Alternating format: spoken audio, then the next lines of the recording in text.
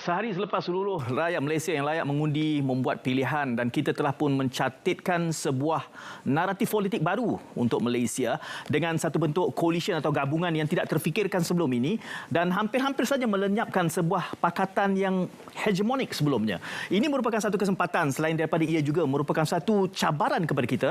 Cabaran yang pertama adalah untuk memahamkan rakyat bahawa realitinya sudah berubah. Sudah tidak ada abang besar. Kita memerlukan satu pemikiran baru yang sesengah penganalisis menyifatkan ini sebagai suatu pakatan yang bersifat ethno-nationalism. Apakah ini benar? Tapi hakikatnya kita sudah berdepan dengan realiti baru yang kita harus fahami, harus kita pikul, harus kita laksanakan. Demokrasi masih berterusan walaupun dramanya sangat intrik sehingga menjelang besok apabila kita tahu pakatan manakah yang benar-benar absah, bahkan siapa pula yang akan menjadi Perdana Menteri Malaysia yang ke-10.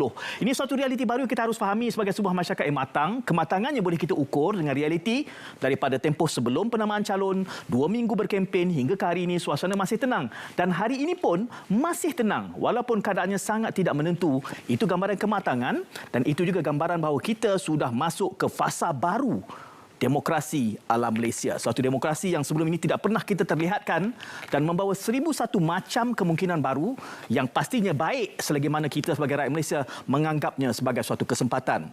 Tentu saja kita nanti-nantikan apa keputusannya, namun kita yakin ini suatu kesempatan yang baik. Tenang seperti mana tenangnya pukul 5.15 pagi. Masih segar hari ini. Itu digambarkan tenang. Tenang atau mengantuk. Apa pun bagus untuk Malaysia pada hemat saya. Untuk sama-sama kita lihat realiti baru ini. Ya, tapi yang penting kita masih lagi tertanya-tanya siapakah yang akan membentuk kerajaan kerana everyone is claiming dan juga mereka menyatakan kita ada numbers. Datuk Seri Anwar Ibrahim menyatakan kita ada numbers in writing. Lebih tepat dalam penulisan dan juga pengesahan dokumen oleh mereka yang bersetuju untuk membentuk kerajaan. Cuma sebelum kita berganjak dan juga kita beralih berkenaan tentang pembentukan kerajaan dan juga perkenan Seri Paduka Baginda Pertuan Agong bagi pembentukan kerajaan pasca pilihan raya umum ke-15. Kita boleh saksikan juga kita boleh kongsikan bersama dengan anda fakta yang kita sedia maklum yang telah pun dikemaskini oleh pihak Suruhanjaya Pilihan Raya untuk membawakan gambarannya bilangan kerusi yang telah diperolehi oleh gabungan parti ataupun parti-parti yang bertanding pada pilihan raya umum ke-15 dalam hari pengundian semalam dan esok pagi tadi kita sudah pun mengumumkan keputusannya lebih kurang pada pukul 5 suku pagi yang diumumkan oleh pihak Suruhanjaya Pilihan Raya. Ini antara komposisi kerusi di Parlimen pada ketika ini yang terbanyak kerusi yang dimenangi ialah Pakatan Harapan sudah pastinya 82 kerusi. Keduanya ialah Perikatan Nasional disebabkan itu Tan Sri Muhyiddin Yassin juga menyatakan bahawasanya mereka mempunyai numbers ataupun valid dan juga sah untuk membentuk kerajaan apabila mungkin ada penggabungan yang berlaku dan juga GRS, GPS serta Barisan Nasional memenangi 30 kerusi. Ini digambarkan sebagai prestasi yang cukup membimbangkan bagi Barisan Nasional kerana lebih daripada 60 tahun parti itu merupakan parti yang dominan di negara kita. Semakin merosot prestasi yang ditunjukkan walaupun petanda dan juga indikator di pilihan raya negeri Johor dan juga Melaka memberikan gambaran yang positif kepada Barisan Nasional. Dan juga kita boleh gambarkan bebas memenangi 2 kerusi. Ini juga signifikan dan juga penting kerana mungkin rundingan-rundingan di saat akhir bersama dengan ahli parlimen bebas ini akan membawa kepada suatu pembentukan kerajaan. Tidak kurang juga muda 1 kerusi oleh YB Syed Saddiq Syed Abdul Rahman, GRS dengan 6 kerusi dan juga kita boleh kongsikan bersama dengan anda juga Parti Bangsa Malaysia memperoleh 1 kerusi, Warisan 3 kerusi. Itu perkongsiannya. Cuma kita boleh bawakan bersama dengan anda pada ketika ini di belakang saya. GPS setuju bergabung dengan PN, BN dan GRS bentuk kerajaan persekutuan. Kalau pagi tadi kita ada berbincang berkenaan tentang siapakah yang akan menjadi kingmaker bagi pilihan raya umum ataupun pasca pilihan raya umum ini, kita boleh kongsikan perkongsiannya selepas rundingan dan juga pertemuan yang dibawakan bersama dengan pengurusi Perikatan Nasional Tan Sri Muhyiddin Yassin. Tan Sri Abang Johan Tun Openg ada menyatakan bahawasanya keputusan dibuat dan mengukuhkan bagi menstabilkan negara serta kesejahteraan rakyat. Tan Sri Abang juga merupakan Premier Sarawak. Asas GPS untuk membentuk kerajaan adalah untuk menegakkan keluruhan perlembagaan persekutuan dan Sarawak Perjanjian Malaysia 1963 serta laporan jawatan kuasa. Jadi amat penting kerana isu MA 63 juga turut diberikan perhatian dan juga turut diberikan keutamaan khususnya apabila Sabah dan juga Sarawak khususnya digambarkan sebagai kini mempunyai angka untuk menjadi kingmaker bagi pembentukan kerajaan persekutuan pasca pilihan raya Raya Umum ke-15. Apapun yang berlaku, apakah juga perancangan Datuk Seri Anwar Ibrahim, kerana beliau juga menyatakan beliau mempunyai numbers ataupun mempunyai sokongan untuk membentuk kerajaan, dan esok dikabarkan Seri Paduka Baginda Yang Tuan Agong memberikan masa dan juga tempoh sehingga 2 petang untuk menamakan dan juga memberikan numbers ataupun menamakan calon Perdana Menteri bagi pasca pilihan raya umum ke-15. Kita nak berehat seketika, selepas ini bersama dengan Said untuk membawakan gambaran lebih lanjut berkenaan isu pasca pilihan raya umum ke-15 mandat baru rakyat.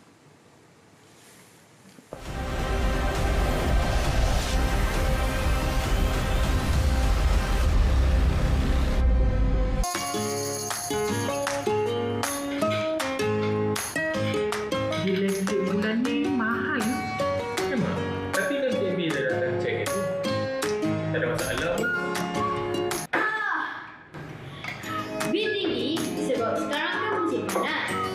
Aircon pun bekerja 2 kali lebih.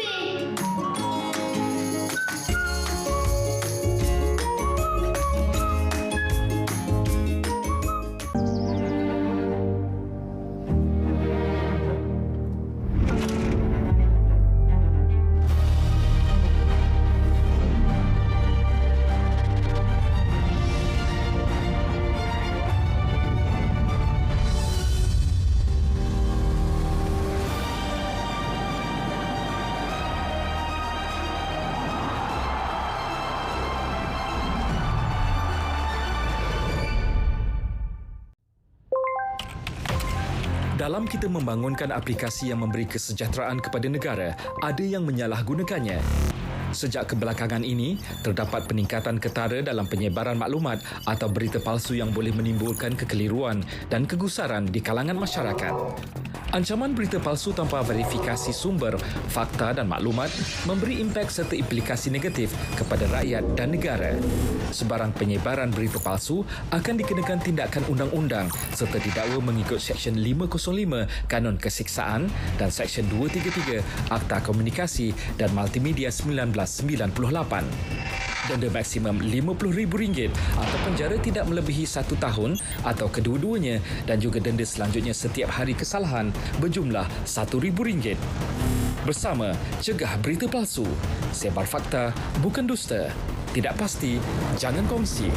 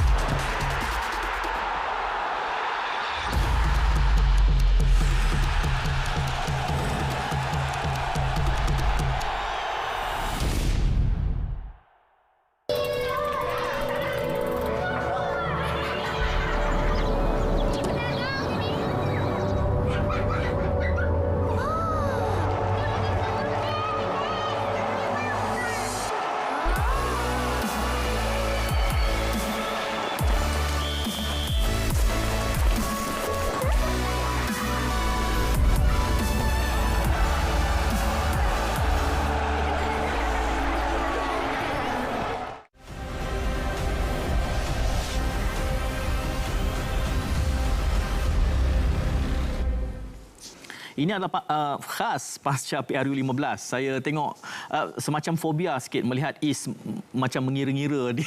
Perkiraan kerusi dah tak ada, Is. Kita dah selesai pukul 5.15 pagi tadi, Is. Kita ingin Takutnya ada perkiraan baru. Campur lagi 2 kerusi parlimen. Ya, tapi untuk malam ini kita tenang-tenang dulu, Is. Kita bincang dulu tentang pasca PRU ni, apa realitinya untuk kita fahamkan kepada audiens. Jadi, Is, 2 panelis yang dibawakan untuk manfaat perbincangan pada malam ini merenung hasil ataupun keputusan daripada PRU ke-15 ini. Di sebelah kanan saya, Datuk Dr. Madeline Burma, Fellow Kehormat Institut Masa Depan. Datuk, terima kasih datang lagi. Terima kasih. Mujur tak bersama kami sampai subuh. Mujur. Ya. Dan juga di sana Dr. Syaza Farhana Muhammad Syukri, Pensyarah Kanan Jabatan Sains Politik UIAM. Assalamualaikum, Doktor. Waalaikumsalam. Terima kasih kerana bersama kami. Saya mulakan dengan Datuk. Sebenarnya perbincangan ataupun gambaran tentang realiti akan berlakunya hang parlimen. Parlimen tergantung ni bukanlah asing. Kita dah sebut dah ini. Tetapi adakah Datuk merasakan bahawa ia akan jadi sebegini? Terima kasih ya. Ramai yang bertanya saya pagi tadi, WhatsApp saya, orang ekonomi dia pergi tanya. Dia kata hang parlimen tu apa dia? Alamak, saya kata berat hang juga. Fikirlah sendiri kata. Belum sampai situ lagi, belum cakap orang Kedah lagi. So, saya tak menjangka mula-mulanya sebab the more saya kata one political party itu akan majority lah, no matter what, because di Malaysia ni tapi apa yang menariknya bila malam tadi tengok you, sebelum saya tidur saya tengok Said dengan Is. Lepas tu semasa saya tidur bangun lagi saya nampak alamak. Dan bila kita tengok congak rupanya saya rasa there is a possibility. Because kalau di dunia ni memang kita biasalah kalau kita tengok dekat England parlimen ni yang baru. So saya mengimbau kembali, saya kata this may happen to Malaysia. So that in a way lah. Berlaku. Kita beralih kepada memang political science melihat realiti ini. Ini suatu yang unprecedented dalam skala ataupun dalam pentas politik Malaysia. Sebagai seorang pensyarah politik sains, apa ertinya di sebalik apa yang berlaku semalam, Doktor? Dalam hang parlimen ya, saya rasa ertinya macam yang Tuan Syed cakap tadi, mungkin dah ada kematangan sedikit. Kematangan tu sebab kita dah ada banyak gabungan sekarang, banyak political party. Datuk kata Datuk tak sangka ya hang parlimen. Saya rasa saya sangka akan berlaku hang parlimen ni. Sebabnya kita tengok dah banyak sangat gabungan sekarang ni. Memang sukar untuk satu dapat 112. Jadi memang expected. Tapi yang menarik kalau kita tengok dekat Malaysia memang tak pernah ada lagi. Tapi saya nak ingatkan dekat penonton, walaupun tak pernah ada, benda ni berlaku 2020. Sebab tu Mac 2020, kita dah ada a kind of hang parlimen bila Sheraton move berlaku. Jadi ini bukanlah benda yang totally baru dekat Malaysia, cuma dia baru sebab dia berlaku selepas pilihan raya. Jadi first time lah. Jadi dalam senario sini, saya yakin dalam kalangan akademia mungkin tidak timbul isu kerana ada kematangan itu. Tetapi di media sosial, serangan, kerana kita sampai ke hari ini masih belum boleh menunjuk pakatan yang mana. Walaupun ada indikasi, tadi Is juga memberi gambaran, Perdana Menteri pun belum benar-benar jelas sehinggalah angkat sumpah. Perlukah kita risau kalau kita sebut ini sebagai kekalutan sementara menantikan sesuatu yang absah? Doktor? Saya rasa tak perlu risau. Mungkin dua sebab. Sebab pertama, saya tengok on the ground, macam juga Tuan saya cakap tadi, nampak calm. Macam tak ada sangat kekalutan antara orang on the ground. Alhamdulillah, there's no violence, there's none of that.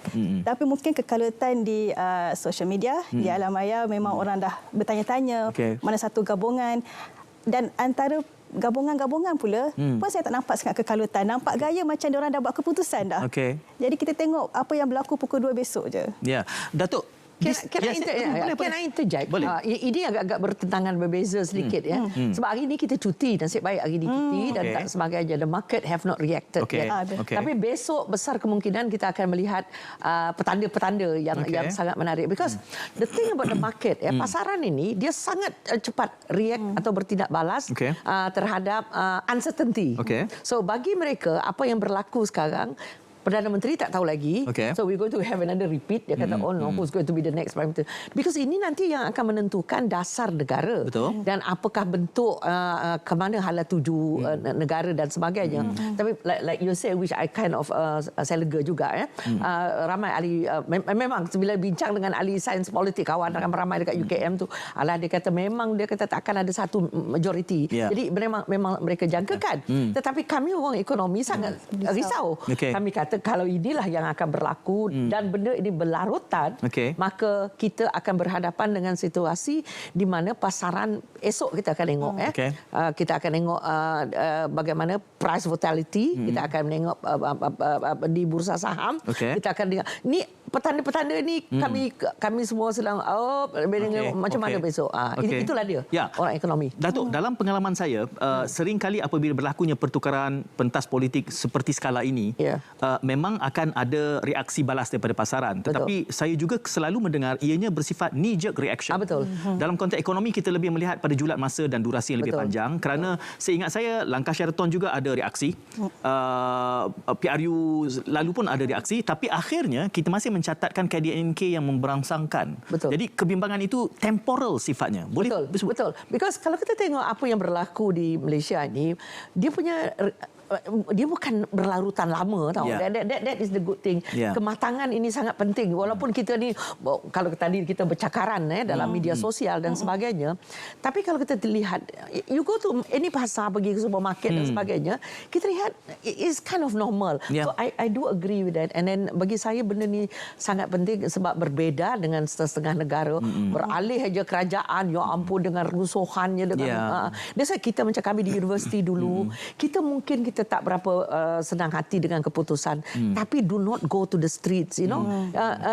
We have to have that kematangan. So pasaran sangat, as I said, they are very very sensitive to kata orang apa yang akan berlaku ni. So tapi bagi saya dia takkan lama lah. Betul. Knee jerk, yes. Knee jerk reaction. Datuk sebut soal don't go to the streets. Yes. Dalam konteks politik, kita sudah membenarkan itu sebenarnya. Realitinya begini. Dalam apa yang kita lihat hari ini, kerusi terbanyak adalah yang mungkin tidak membentuk kerajaan. Itu akan menimbulkan sedikit unrest, dan ada saya sampaikan membaca kemungkinannya the pack of losers, itu orang sebut, yang akan membentuk kerajaan. Kita punya sistem first past the post ini, adakah kini kita melihat bahawa kaedah itu, struktur itu terganggu dan perlu diubah? Mungkin tidak segera, satu masa nanti, Doktor. Jawapannya memang saya rasa perlu ubahlah, sebab memang kalau saya kata tak adil tu memang kau tengok pada nombor lah. Kita bincang pasal nombor saja. Memang nampak ketidakadilan tu daripada segi, contohnya di Perlis dikatakan pengundi 140,000 tapi dia dapat 3 wakil rakyat baru.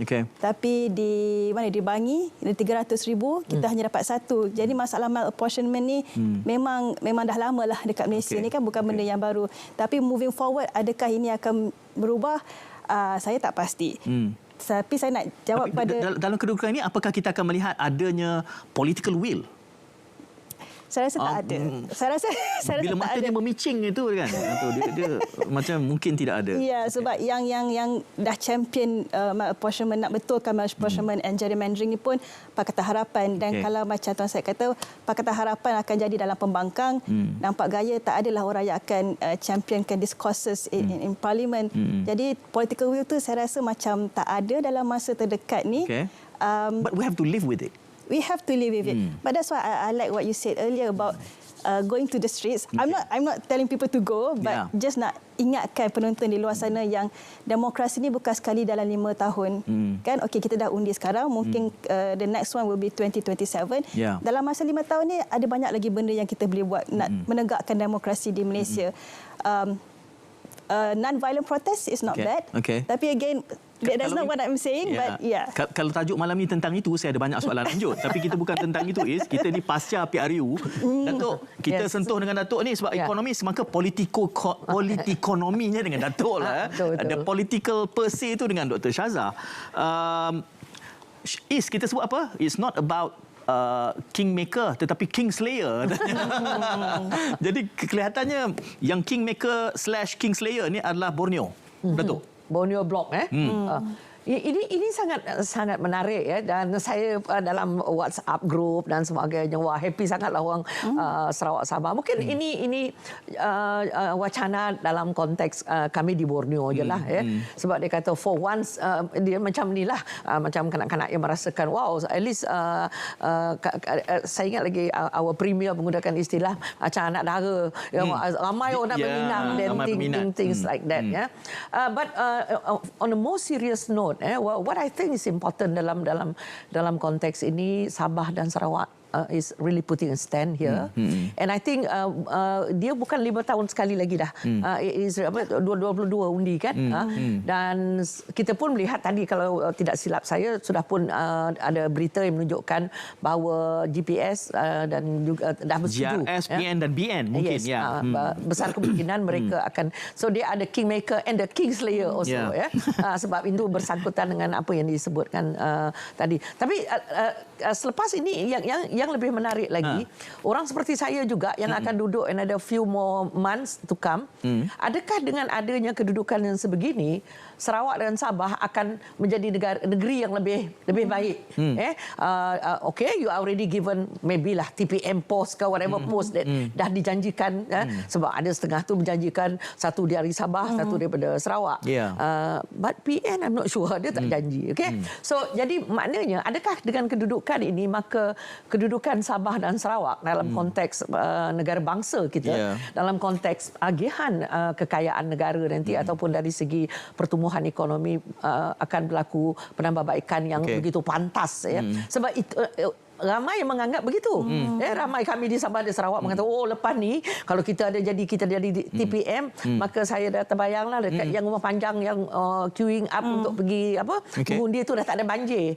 So ramai yang mengharapkan miracle. Tetapi quick fix, ini quick fix. Ini yang saya khawatir. Sedangkan pengalaman 60 lebih tahun ni sudah begitu lama sekali. So I think we really need to do something lah. Cabaran saya adalah kerana tajuk kita pasca PRU. Kalau tajuk ni tentang federalism, sekali lagi ada banyak soalan susulan di situ kan. Tapi saya harus mengikat perbincangan ini kepada apa yang kita bincangkan. Tentang Kingmaker dan Kingslayer ni, pada peringkat ini Dr. Syazah, nampaknya macam GPS, GRS sudah pun memberikan gambaran sokongan. Tetapi cabarannya adalah PN, GPS, GRS tak cukup. 112. Betul. Jadi dia kena ada BN. Ini menimbulkan satu dinamism yang lain pula. Kerana okey, dulu kita tak bersetuju dengan kluster mahkamah, integriti, bla bla bla. Tetapi bila kita nak membentuk kerajaan, rupanya kita perlu kembali menerima apa yang dulunya. Jadi ada yang merasakan bahawa kempen itu tidak ada makna, Doktor. Betul. Okey, saya rasa kita ada dua Kingmaker sekarang ni kan. The Borneo Bloc dan juga BN. Tak boleh dilupakan BN. Kalau Pakatan Harapan nak membuat kerajaan pun perlu ada BN. Memang betul, saya rasa semasa kempen biasalah parti-parti ni dia nak membezakan diri dia. Dia tak boleh nak tunjuk dia sama dengan yang lain. Kalau macam tu apa point kita mengundi dia kan. Jadi dia nak bezakan, dia kata oh kita lain, awak lain, kita tak akan bekerjasama. You are this, we are this. Tapi this is the art of politics kan. Kita tahu apa yang diorang cakap semalam mungkin dah tak relevan hari ni. This is very typical in politics.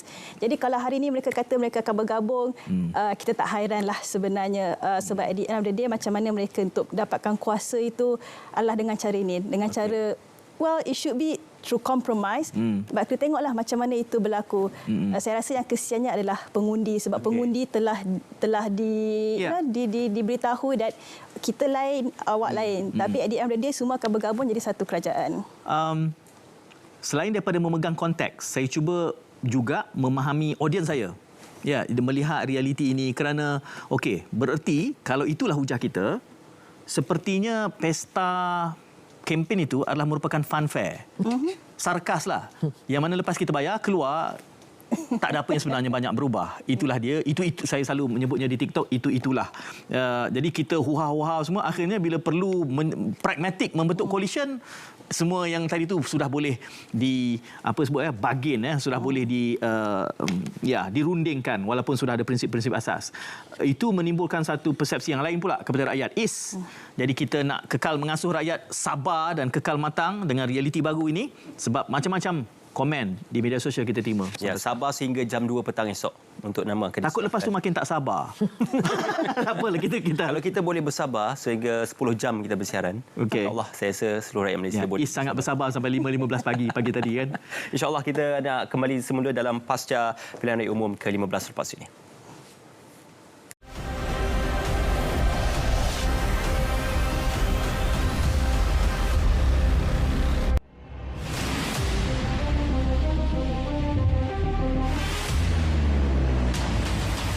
To the Outlook in the studio, we are honoured to have industry leader yang berbahagia. Mahasiswa mesti mencari jalan bagaimana mereka boleh menimba pengalaman ketika alam pelajaran. Tengah kira ikan. Apalah nak pakai teropong, tengok kat sini pun nampak kan. Hentikan spekulasi, hapuskan berita yang tidak pasti. Tak pasti, jangan kongsi.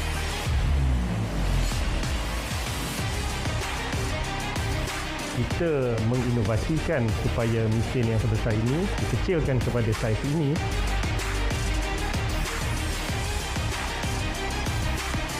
jadi depressed kita tengok dia. Tapi ada juga menjatuhkan seseorang. Cyber Saya bukan hebat, tapi saya bersedia untuk menjadi. Ketiga ni kita akan bincangkan dengan lebih lanjut bersama dengan saya, Bual Konti. Pihak polis akan menjalankan siasatan. Lepas tu dia orang ugut orang awam kan. Tu kita takut kan.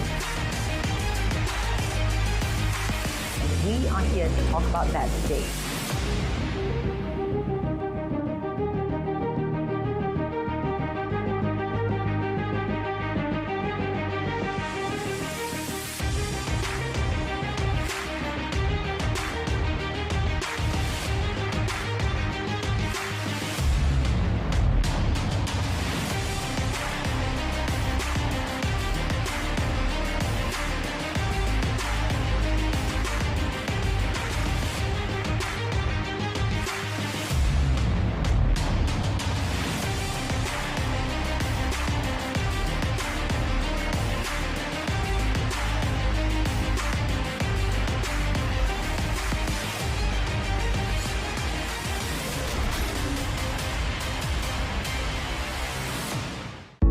Malaysia antara 10 negara dengan kadar transplantasi terendah di dunia pada tahun 2021. Kini, anda boleh mendaftarkan diri sebagai penderma organ melalui MySejahtera. Jom daftar dan kemas kini sebagai pengikrar derma organ. Satu ikrar, sejuta harapan. Untuk maklumat lanjut, layari www.dermaorgan.gov.my.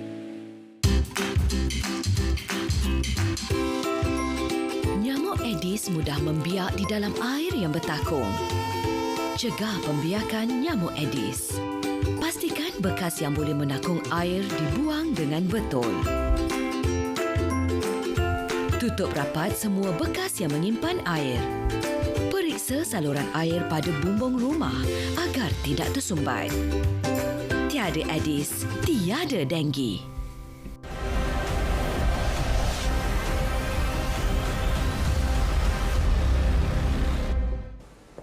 Okey, kita bersua kembali dalam khas pasca PRU ke-15.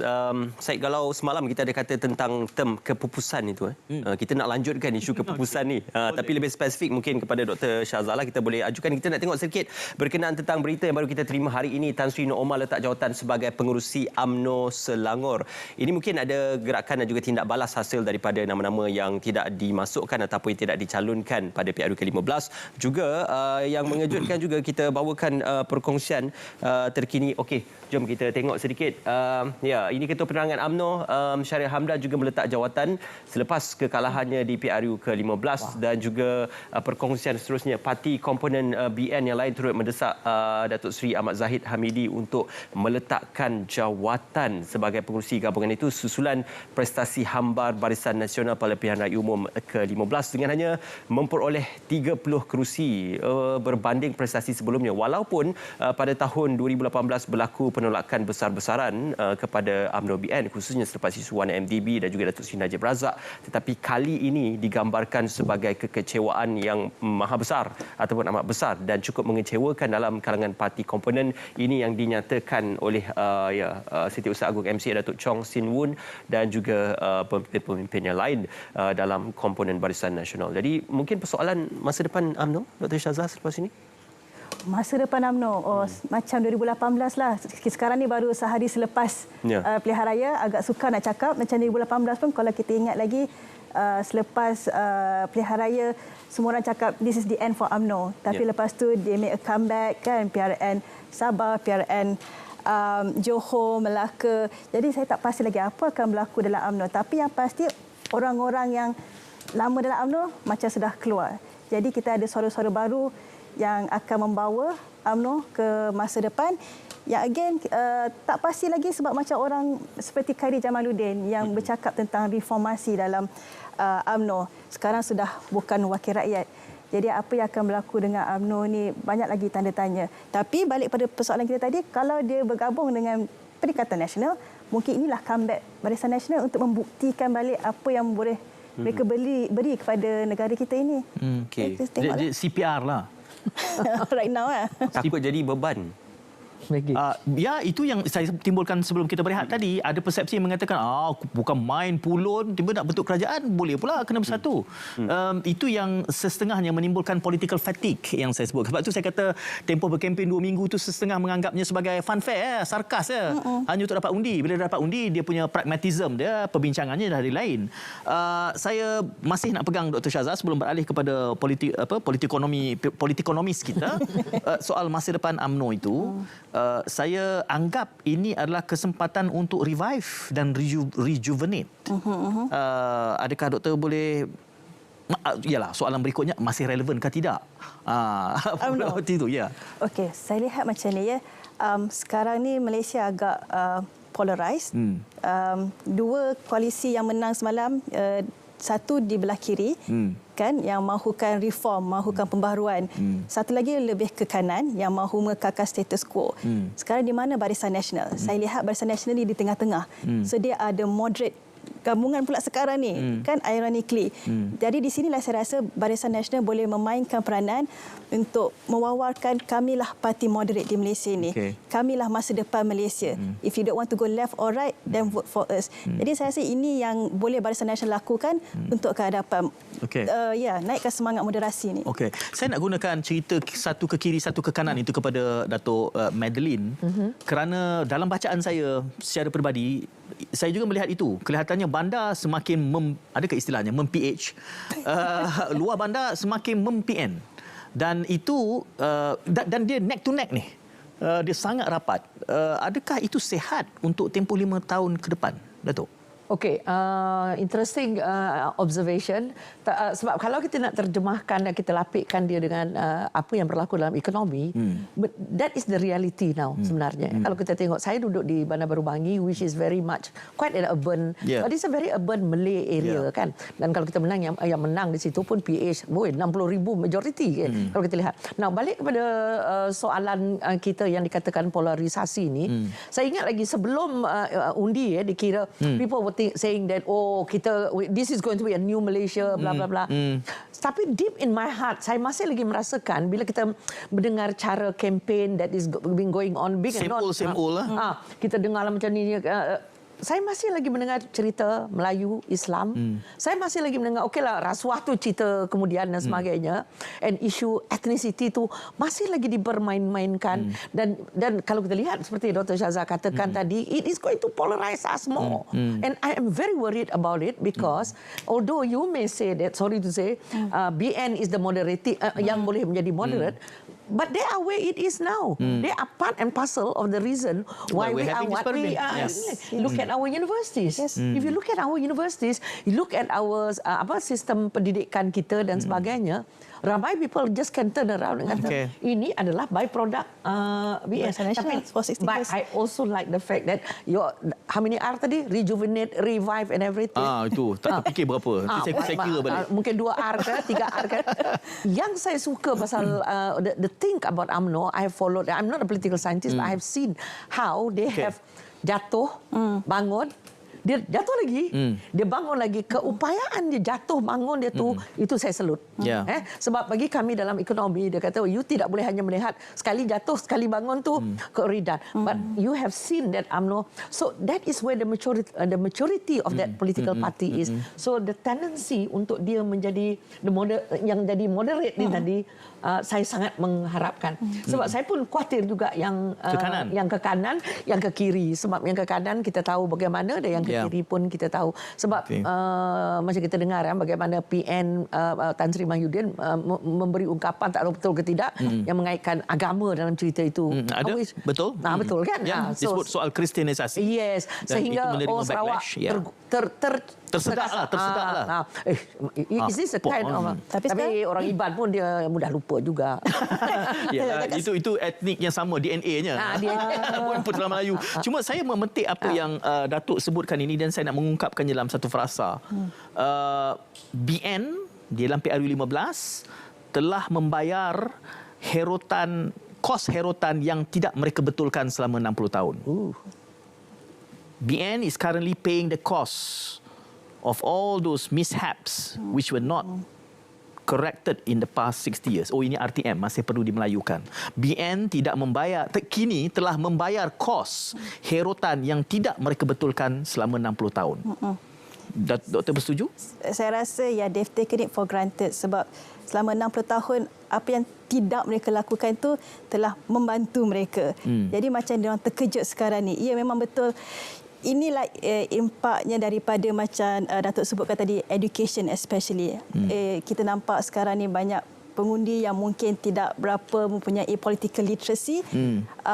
Jadi inilah antara impaknya. Tapi saya rasa bukan sahaja BN lah. Memang BN yang menerajui negara ini for 60 years. Jadi kita boleh senang nak salahkan dia. Kan senang. Tapi bukan sahaja kerajaan. Sebenarnya banyak lagi civil societies out there, NGOs yang memainkan peranan yang telah membawa Malaysia ke belah kanan ini. This ethno-nationalism yang Tuan Syed cakapkan tadi. Jadi memang BN is paying the cost sebabnya pengundi tak mengundi kepada mereka, mengundi pada orang lain, kepada BN. Walaupun DNA mereka sebenarnya sama. Okey.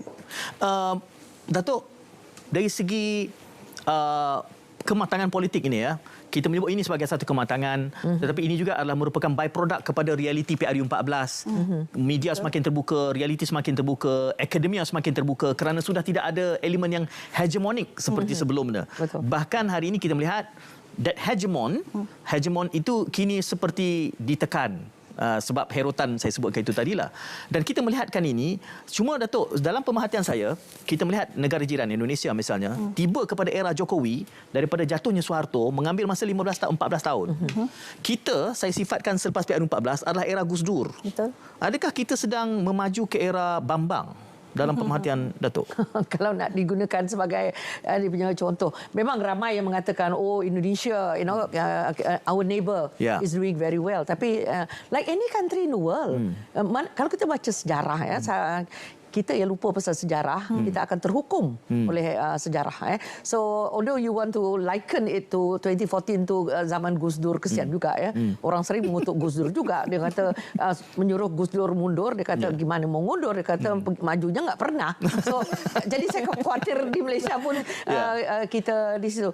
Saya melihat begini, as much as kita, betul kata Dr. Shazza tadi, as much as kita melihat, BN has been with us for more than 60 years. Kita bangun celik, lahir dan sebagainya. Kita juga jangan lupa our success. We were a great nation. Kita berjaya. But our problem is managing success pula. Kita sebenarnya jangan terlalu kita ke tahap yang bila dah jatuh tu memang hentam sebetul-betulnya sehingga seolah-olah mereka itu tidak pernah melakukan ada kebaikannya. What we are dealing with right now, in fact, Tun M pernah berkata bahawa if you look at the Vision 2020 kita, these are the 10 cabaran yang dia dah pun bayangkan. So now apa yang kita lalui sekarang, I don't want to liken it so much to Indonesia. Indonesia sejarah dia sangat menarik, perjuangan dia sangat berbeza dengan kita, dan like you said, it took them from the fall of Soeharto right to where they are. So they are reaping the benefits of it. Yang kita pula tadi menggunakan istilah orang ekonomi, herotan macam herotan harga dan sebagainya. Tapi bagi saya isu kita ialah selagi kita masih lagi disaluti dengan isu etnik dan religion, and the 3R they call it, religion, raja, apa lagi, religion dan race. Tapi kenapa Sarawak tidak ada masalah itu? Itu kami memang DNA kami kena pegang crystal ball itu, Datuk, kena keluarkan formulanya. Kenapa formula itu berkesan di sana, tidak di sini? Sejarah kita berbeza. Maka mengapa tidak boleh dilakukan? Tak boleh. Sejarah tidak boleh kita tidak boleh mengubah sejarah. What we can do is we learn from ni. So but we haven't learned. But which is correct. So this is really high time now. Give us a chance. Itu yang saya timbulkan tadi, Datuk. Dalam keadaan kita mengakui perlu belajar, tapi sebenarnya masyarakat makin terbelah. Betul. Jadi betul kita akui, belajarlah daripada kesilapan dulu, tapi kesan PRU ni nampaknya bandar dan luar bandar memang betul-betul ada satu garis besar, lebar dan warnanya merah. Boleh Doktor. Yes, continue. Saya ada buat kajian dengan rakan saya daripada Unimas. Kita compare antara penduduk Melayu di KL dengan penduduk Melayu di Kuching. Yang menarik daripada kajian kita expect macam itulah, lain kan, Kuching dengan sejarahnya lain dengan KL. Tapi what we found was that actually there's a convergence. Melayu urban di Kuching dan Melayu urban di KL dah macam makin sama daripada segi cosmopolitan. Yes, that's our argument. Cosmopolitanism. Daripada segi agama, the whole race and religion aspect of politik, the convergence is there. So daripada sepatutnya kita nak belajar macam mana nak import the multi-diversity daripada Sarawak ke sini. Sebaliknya yang berlaku, kita export our Islamization to urban areas in Sarawak. Yeah. So that is interesting. I need to interject that. Yes, yeah. The word suddenly, the last part that she used was Islamization. Now, this is the very thing yang juga menakutkan kami di Sabah dan Sarawak, especially the non-Malays, the Muslim. Saya. Because if you look, tetapi yang satu yang bagusnya is that the state recognize that there is this fear, there is, dan ada usaha yang betul-betul sistematis untuk memastikan bahawa benda ini tidak berlaku. Di sini tidak. You know, bila benda itu berlaku, the issue of ketuanan Melayu itu diteruskan. Cop. Okay. Calon Perdana Menteri menyebut bahawa berlaku kristianisasi dan menang. Itu dia menang. Itu cabaran. Maksud saya adalah itu senjatanya. Kan? Tapi yang menariknya kami di Sabah dan Sarawak, mungkin kami sudah lali daripada kami tidak mudah dibuai. Kita akan perdalam ini, masanya untuk kita berehat seketika dan kembali sejurus selepas ini melihat pasca PRU, isyarat-isyarat di sebalik keputusan. Sabar bersama kami.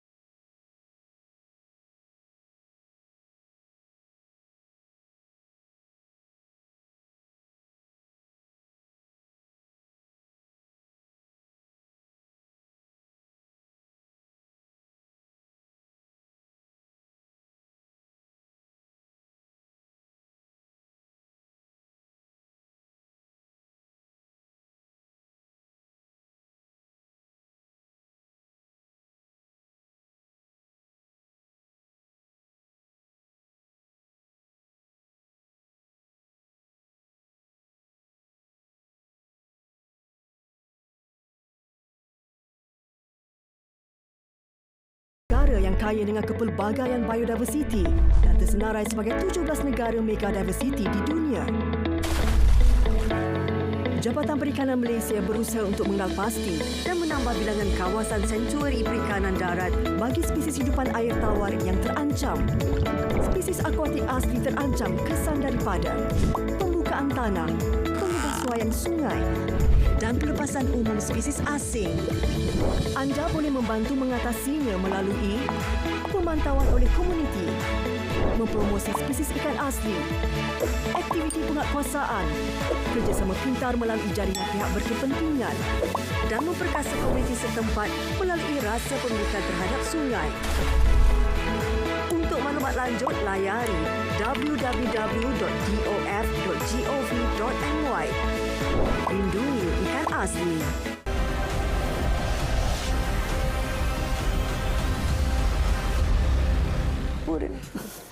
Okey, kita bersua kembali dalam Pasca PRU15. Sedikit saya nak kongsikan berita yang dikongsikan baru saja. Rakan-rakan media berkongsikan Barisan Nasional tidak pernah bincang dengan GPS dan juga Perikatan Nasional untuk menubuhkan kerajaan. Ini dinyatakan oleh Presiden UMNO Sri Datuk Seri Dr. Ahmad Zahid Hamidi.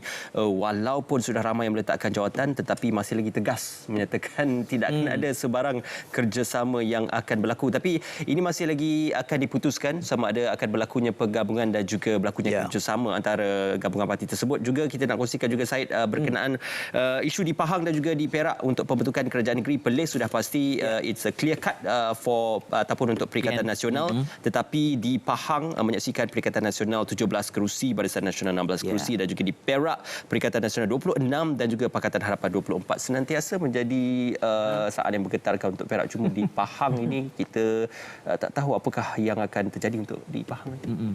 Banyak tajuk susulan kalau saya dibenarkan. Perlis tu misalnya Perlis Bahana Syahidan. Saya nak sebut begitu kalau ada kan. Maknanya Perlis tu Syahidan is Perlis Syahidan. Itu benda-benda yang drama. Apakah kita dibenarkan untuk berbincang sampai ke tahap itu? Saya harap kita ada sejam yang boleh bincang itu. Dia bila Is baca soal penafian Presiden UMNO tu, ada yang bagi gambaran bahawa UMNO ni pun terbelah. Ada grup PM, mantan PM yang katanya menyebelahi PN, tapi grup Presiden yang menyebelahi Harapan. Lebih tepat WTC Putrajaya. Itulah WTC versus Putrajaya. Itu dah menariknya macam tengok drama sinetron kan. Ujung-ujung tu dia twist dia macam-macam lagi. Seronok. Kami tonton seronok lah. tapi orang yang berada di situ kita tak tahu panas punggung dia agaknya bincang. Jadi dua panelis saya bawakan pada malam ini seronok ni bincang pasca PRU ni. Macam-macam bahan. Datuk Madeline dan Dr. Shahzad ada di sini. Kita beralih sedikitlah daripada menyuluh kepada elemen-elemen ideal itu, melihat kepada pragmatism, combo. Combo yang ada. Sebab kena nak mencukupkan 112 juga, Doktor. Betul. Jadi kalau tanpa BN, PN tak cukup.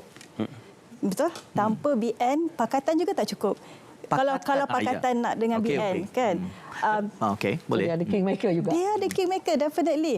But betul. Tapi saya gagaskan dan ramai orang kritik balik. Saya kata sebenarnya combo yang paling idealistik, paling stabil dan paling bagus untuk Malaysia adalah PHPN. Tapi saya rasa tak akan berlaku sebab yang saya sebutkan tadi, the ideological divide tadi. It's too far, it's too wide between PN di belah kanan, PH di belah kiri. Kalau mereka bergabung, susahlah nak jawab kepada pengikut mereka. Lebih spesifik faktor DAP yang tidak. Faktor DAP untuk orang PN, faktor PAS DAP pernah bersama. Benda ni itu saya kata funfair aja ni. Ini adalah pesta sarkas politik saja. Pernah tidur sebantal yang berbeza. Tapi bila saya sebut, waktu 2008 kita call it a political tsunami kan, di mana BN hilang two-third majority. That's the first time after how many years kan. Orang Melayu undi siapa waktu itu kalau kita ingat balik? Undi PAS. Sebab PAS waktu itu dalam Pakatan Rakyat. And then sama juga 2013 juga, some people call it the Chinese tsunami. But the thing is the Malays continue to support Pakatan Rakyat sebab PAS di dalam tu. Jadi sebenarnya orang Melayu dah lama dah menyokong PAS. Mereka ikut PAS. Di mana PAS pergi? Pakatan Rakyat. Bila dah keluar 2018 PAS bersendirian, orang Melayu masih undi. Ingat tak 2018 ramai orang kata PAS akan lingkup. Tak, mereka dapat dua negeri. Sekarang mereka yang dapat paling banyak. Jadi sebenarnya apa kita tengah cakap tadi saya lupa dah. Banyak. Soal combo mana yang paling bermakna untuk Malaysia? Okey, sekarang saya nak kembali kepada Barisan Nasional tadi. Barisan Nasional ada dua faction yang sebutkan tadi kan, WTC dengan Putrajaya. Ya, kita dah ada anti-party hopping law. Maksudnya mereka tak boleh tukar parti. Tapi kalau faction ni nak pecah, satu ke PN, satu ke PH, itu sebenarnya boleh lagi. Itu legal sebab dia tak tukar parti. Dia cuma dia stay in BN tapi dia pilih untuk... Tapi wakil rakyatnya macam mana? Wakil rakyat dia masih wakil rakyat BN lah. Tapi dia menyokong kerajaan PN ataupun satu faction lagi menyokong kerajaan PH. Ini boleh berlaku sebab ini tak termasuk dalam anti-party hopping law. Dia tak switch parti. Okay. Dia stay dalam parti tapi dia boleh split untuk pilih mana yang mereka nak sokong. Okay. Itu saya kena panggil doktor datang semula tu. Kita nak dissect balik tu. Kena bawa aktanya. Saya sekarang ni off the cuff, saya tidak boleh komen kerana saya harus melihat semula boleh tidaknya tu. Namun I take it at face value, saya setuju. You mean the SD, is it? Itu saya kata nanti kepada wakil rakyatnya agak tricky, saya tak boleh membayangkan bagaimana. Kerana akhirnya undi belah bahagi tu di dalam parlimen. Jadi mereka tu nak belah ke kanan ke nak belah ke kiri, itu tak apa. Aktanya tak ada depan ni. Kita kena tengok dan panggil semula doktor. Tapi realitinya dalam hal ini, Datuk, kita dah sebut soal kingmaker tadi. Cuma ada perkara yang saya sebutkan di awal tadi, kita tiba kepada masalah ini adalah kerana malapportionment dan gerrymandering yang berlaku. Contoh yang paling mencolok, glaring, ya, kita lihat penduduk Sarawak 3 juta, ada 31 parlimen. Penduduk Lembah Kelang ada 10 juta. Ada berapa? 22 campur, ya, maknanya itu saja pun kita susah. Selain daripada jumlah-jumlah kependudukan yang sebenarnya perlu dibetulkan, tetapi kita tidak akan ada political will. Betul. Jadi apa pun cabaran yang kita ada hari ini akan berterusan sekurang-kurangnya untuk 2 PRU lagi. Datuk. Ya, tapi saya rasa tadi walaupun ada Dr. Shazza kata memang PH lah yang really the one who is very much going for this kind of reform, but now they may not be where they are. Ada kemungkinan juga mungkin maybe both the Borneo Bloc may want to look into it also because at the moment they are at a disadvantage kan kalau kita lihat. Jadi saya melihat apa yang berlaku sekarang, being an economist I always use this term, constructive destruction tu. So maknanya kita perlu ada satu pemusnahan yang bersifat, kita kena terima hakikat bahawa our country is really going through a phase dan ini satu pengorbanan yang begitu berat yang perlu kita pikul, both politicians, both kita sebagai rakyat. So banyak perubahan-perubahan yang akan dan perlu kita lalui, both dari in terms of economics, dari segi dari segi politics. So I do hope dengan apa yang berlaku sekarang, yang except until tomorrow lah, saya amat mengharapkan yang the word reform should be there. We have been talking about that for a bit too long already. Ala-ala Datuk dah bercerita tentang economic reform, reformasi ekonomi ini. Saya nak kongsikan sedikit berkenaan tentang dapatan insiden kemiskinan mengikut negeri yang diambil sehingga negara kita beralih kepada fasa endemik. Menyaksikan, saya nak beri tumpuan khususnya kepada Sabah dan juga Sarawak, kemiskinan mutlak. Dahulu kita pernah bertanya apa definisi sebenar kemiskinan mutlak, tapi mungkin boleh didefinisikan oleh Datuk. Cuma kita bawakan Sabah 19.5 yang paling tinggi dalam negara. Sarawak juga tinggi 9.0. Kedua tertinggi ialah Kelantan 12.4 dan negeri-negeri yang menunjukkan prestasi yang baik sudah pastinya di kawasan bandar Kuala Lumpur, Pulau Pinang dan juga dianggap sebagai negeri-negeri yang ditakbir oleh Kerajaan Pakatan Harapan. Jadi bagaimana kita tahu manifesto penyatuan ataupun isu wilayah itu penting, tetapi tidakkah terbit untuk mereformasikan ekonomi? Tadi you kata apa? Siapa dipegang oleh Kerajaan Pakatan Harapan di Pulau Pinang? Pulau Pinang. Okey.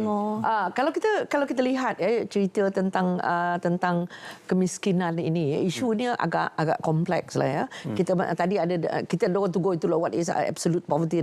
So kalau kita tengok yang negeri yang memang kerap kita dengar itu Sabah, Sarawak, Kelantan dan sebagainya, dah hampir berkali-kali kita mendengar ini.